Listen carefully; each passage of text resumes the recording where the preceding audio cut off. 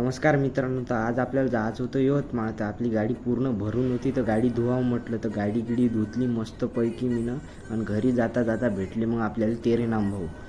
गाडी धुतल्यानंतर गाडी बिलकुल नवीनच दिसेल भा. मग घेतलं सचिन भाऊले, चाल म्हटलं. आणि हे दोघं भाई खिदी हसते, एक हसत तर राहते. लागलो मग यवतमाळ रस्त्यानं. सचिन भाऊ चांगला चिपकून बसला बा. आणि मग टाकलं अकोला बाजारमध्ये पेट्रोल. अकोला बाजारहून निघालो, इथं आलो कोळंबीच्या जंगलात. आणि कोळंबीच्या जंगलात आहे हनुमान मंदिर, जबरदस्त मंदिर आहे, जंगलाच्या आतमध्ये आहे. मग आलो आम्ही यवतमाळमध्ये. भाऊसाठी घेतली जडीबुटीन. हे बाहेर लपून खात होता.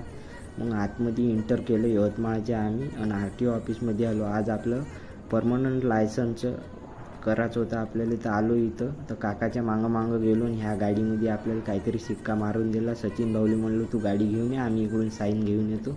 मग सचिन भाऊने 2 व्हीलर आणली आणि ते काका म्हणे त्या ऑफिस तिथं लांब